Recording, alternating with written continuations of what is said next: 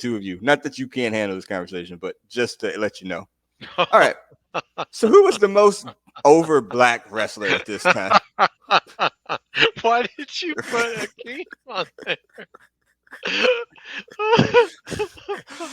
So okay, so this is 1991, summer '91.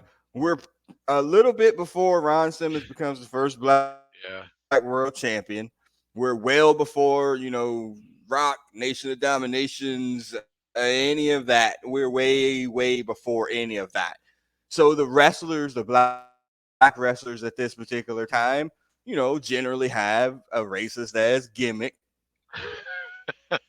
kinda. to to say it to say it lightly, yes. You have a manservant, Yes, yeah. someone Yeah, shucking I'm being jiving with a kind. Yes, bird, somebody from the yeah, or darkness of Uganda.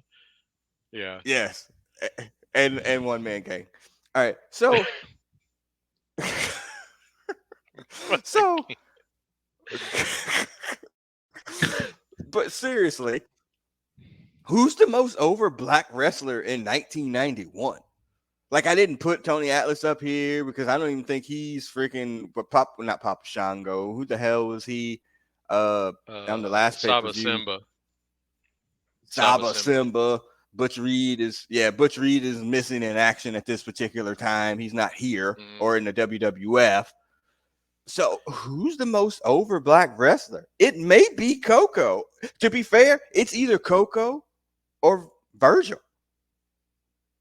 Yeah, I mean, sadly, Virgil is over with the crowd, but I think it's primarily just because they hate DiBiase so much. So I don't know that I can Mm-hmm. give him like it, over in terms of like I don't know. I mean, you're not wrong, but like I don't know what Kamala was doing at this time, but I would be more hyped for a Kamala match about out of any of these Mm, people. right. At this time. Was Yeah. yeah, was Abdullah the Butcher somewhere in Yeah. Japan maybe? Maybe. But Yeah. I mean, they're all gimmicks. I mean, the despite this Olivia Newton-John headband that somebody convinced Ron Simmons to put on, like he's starting to get good and being yes. pushed and good, Yeah. and so like he's clearly on like the most successful. But in terms of like fan reaction, I mean, you might be right. Coco, that's sad. That's terrible Coco to say. might be the most over dude. I That's think he's sad to say. probably even though he's jerking the curtain, he may be more over than Virgil. And like I said, yeah, Ron Simmons. I mean, again, it's going to be a big deal when he becomes world champ. I'm not disputing that. Again, Junkyard Dog coked out completely, like Yeah. not worth it. Kamala's Kamala. He's a bad guy, so he's not going to be over.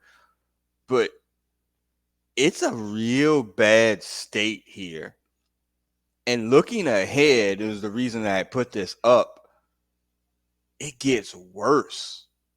Like the WWF, I mean, they've always been bad. Wrestling in a general sense has always been bad with handling black wrestlers, but it gets worse, Yeah. which is kind of hard to imagine if you look at the folks that are on this, if you're watching YouTube right now.